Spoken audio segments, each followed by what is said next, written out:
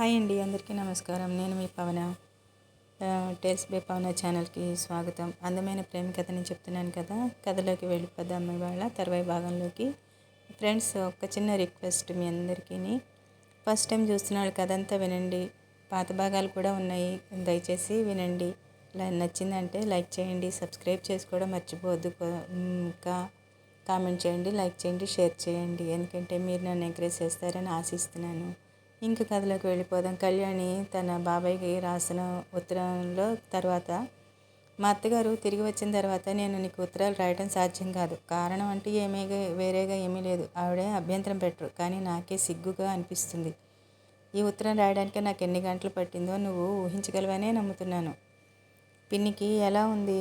పిల్లలిద్దరికీ నా ఆశీర్వాదాలు చెప్పు. నీ జవాబు కొరకు నేను ఎదురు చూస్తూ ఉంటానన్న సంగతి మర్చిపోకు అని కళ్యాణి తన పినతండ్రికి ఉత్తరం రాసింది. కళ్యాణికి పినతండ్రి నుంచి వెంటనే సమాధానం వచ్చేసింది. ఆ ఉత్తరం సాయంత్రం 5 గంటల పోస్టులో వచ్చింది. వంటింట్లో సాయంకాలం వంట ప్రయత్నం హడావిడిలో ఉన్న కళ్యాణికి ఉత్తరం తీసుకుని సరాసరి అక్కడికే వెళ్ళిపోయింది. కవరు లోపల ఎంత పెద్ద ఉత్తరం ఉంటుందో అని ఆశగా ఆతృతగా విప్పిన కళ్యాణికి నిరాశే కలిగింది. చాలా చిన్న ఉత్తరం రాశాడు ఆయన. నీ ఉత్తరం అందింది కళ్యాణి. అది రాయడానికి నువ్వెంత శ్రమ తీసుకున్నావో నాకంటే ఎవరు బాగా అర్థం చేసుకోగలరు? అమాయకపు హృదయం ఆటుపోటుగా మారిన అలజడిని, ఆరాటాన్ని నేను బాగానే అర్థం చేసుకున్నాను. నీకు నేను ఇచ్చే సలహా ఒక్కటే, ఈ లోకంలో పట్టుదల అనేది ఉంటే జయించలేనిది అంటూ ఏదీ లేదు. పాపది పసి హృదయం. తల్లి జ్ఞాపకం మన విధిలో ఉండుంటుంది. నువ్వు తన తల్లి స్థానం ఆక్రమించుకోవడానికి వచ్చావనే భయం నిన్ను ఇలా బాధించడానికి కారణం అయి ఉంటుంది. పాప నిన్ను సరిగా అర్థం చేసుకోవాలన్నా, నీ భర్త నీకు చేరువు కావాలన్నా, నీలో ఆరాటం శాంతించాలన్నా వీటన్నిటికీ ఒక్కటే మార్గం. అది వెన్నెలలా చల్లనైంది, అమృతంలా తీనైంది. అదే ప్రేమ. ఈ ప్రేమ ద్వారా నువ్వు కోరుకున్నది సాధించగలవు. కానీ దీనికి సహనం, దీక్ష చాలా అవసరం. ఈ రెండూ కలవాళ్ళకి అపజయం అన్న మాట లేనే లేదు. నువ్వు నీ భర్త మనసులో స్థానం కావాలనుకోవడం దురాశ కానే కాదు. అది నీ హక్కు. ఆ హక్కుని నువ్వు నిరభ్యంతరంగా, నిస్సంకోచంగా అమలుపరుచుకోవచ్చు. కానీ అది అధికారంతో కాదు సుమా, అనురాగంతో. ఈ సంగతి ఇప్పుడు మర్చిపోకు.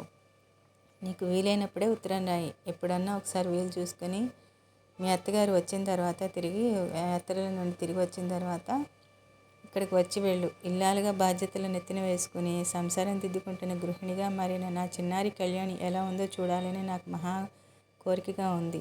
ఆశీర్వచనములతో నీ బాబాయ్. ఎదురుగా ఉన్న పొయ్యి బగబగా మండుతోంది. దాని మీద పెట్టిన ఎసరు మరిగి ఆవిర్లు కక్కుతూ మూతని కింద పడదేయాలని టకటక శబ్దం చేస్తున్నది. అయినా సరే కళ్యాణికి ఆ ఝాసే లేని దానిలాగా ఉత్తరం 1-2 సార్లు తిరిగి తిరిగి చదువుకుంటోంది. ఉత్తరంలో పినతండ్రి రాసిన ప్రతి వాక్యాన్ని, అందులో ప్రతి అక్షరం వెనకాల గల భావాన్ని జాగ్రత్తగా ఆకలింపు చేసుకుంటోంది. ఉత్తరమా?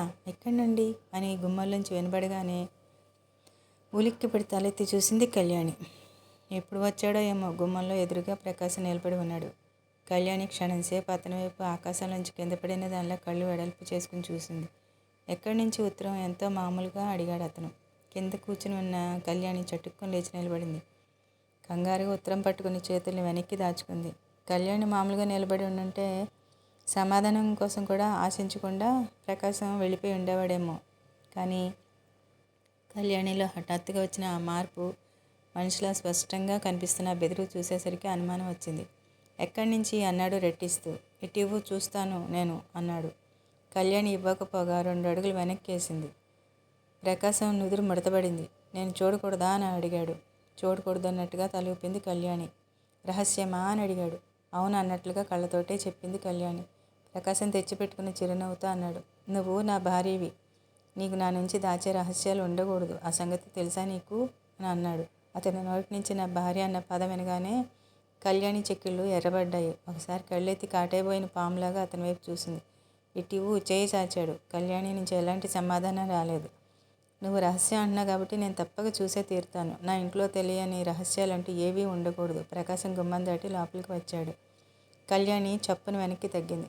నేను ఇంతవరకు నువ్వు చాలా మంచి అమ్మాయివనే అనుకుంటున్నాను. ఈ రోజుతో నా అభిప్రాయం మారింది. నవ్వుతూ దగ్గరగా రాకముందే కళ్యాణి చటుక్కున వంగి ఆ చేతిలో ఉత్తరాన్ని మండుతున్న పొయ్యిలోకి విసిరేసింది.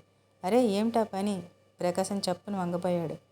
కళ్యాణి బలంగా అతని చేతిని తన 2 చేతులతో పెనవేసి ఆపి ఉత్తరం అందకుండా చేసేసింది. ప్రకాశం చూస్తుండగానే నిమిషంలో కళ్యాణి రహస్యాన్ని అగ్నిదేవుడు సాహా చేసి తన పొట్టలో దాచేసుకున్నాడు. ప్రకాశం నిశ్చేష్టుడైపోయి చూస్తూ ఉన్నాడు. అతని ముఖం కఠినంగా క్రోధంగా మారిపోయింది. కళ్యాణి మెల్లిగా అతని చేతిని వదిలేసింది. ఎందుకు అలా చేశావు? నిదానంగా అడిగాడు.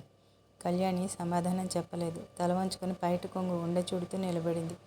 ఆ రహస్యం మీదే వాళ్ళు దాచగలిగావు. ఎల్లకాలం నా నుంచి నువ్వు దాచలేవు. ఇంకోసారి అలా చేస్తే ప్రకాశం చెయ్యి విసురుగా పైకి లేచింది. తన చెంప మీద పడబోతున్న దెబ్బని తప్పించుకోవడానికి అన్నట్లు కళ్యాణి తల పక్కకు తిప్పి కళ్ళు గట్టిగా మూసుకుంది. ఆ తిప్పిన మూతపడిన కళ్ళు చూసేసరికి ప్రకాశం చేయి దానంతటా అదే కిందికి వాలిపోయింది. హఠాత్తుగా అతని వివేకం మేల్కొంది. కొట్టడానికి ఎవరు తను? ఏం అధికారం ఉంది?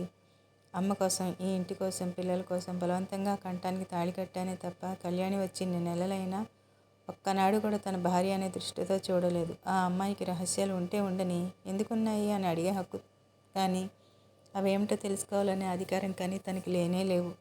ఇలాంటి ఆలోచనలు ఒకదాని వెంట మరొకటి రాగానే అతని కోపం ఊదేసిన దీపంలా చల్లారిపోయింది.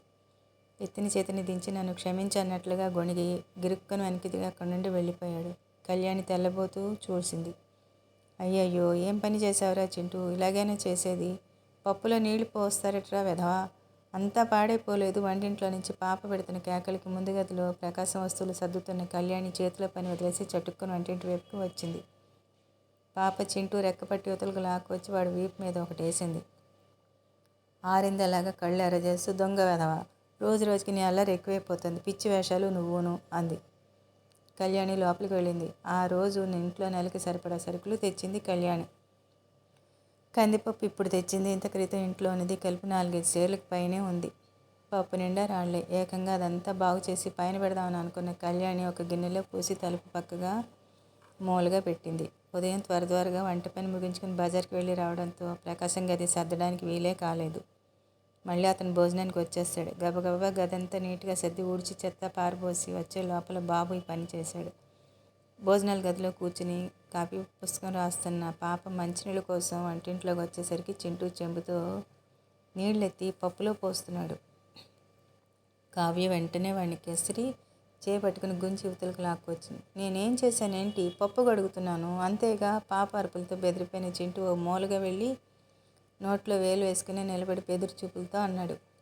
చిన్నపిల్లాడు, పసి మనసు, వాడికేం తెలుస్తుంది? వాడున్నాడన్న సంగతే మరిచి కింద అందెల పెట్టడం తనదే తప్పు. కళ్యాణి ఉసూరుమంటూ అనుకుని పప్పు గిన్నెలో నీళ్ళంచి పప్పు అంతా చేటలో తీసుకుని ఓ గుడ్డ తీసుకుని పైకి డాబా మీదకి వెళ్ళింది. డాబా మీద అయితే ఎండ గాలి బాగా వస్తాయని చప్పున ఎండుతుంది అనుకుంటూ. చింటూకి అందే అవకాశం ఉండదు. పిన్ని ముఖవళికలను బట్టి తన మీద బాగా కోపం వచ్చిందని అర్థం చేసుకున్న చింటూ దగ్గరికి వచ్చి ఆమె కొంగు పట్టుకున్నాడు. వెంట పైకి వచ్చాడు. 1-2 సార్లు వదిలించుకోవాలని చూసింది కానీ సాధ్యం కాలేదు.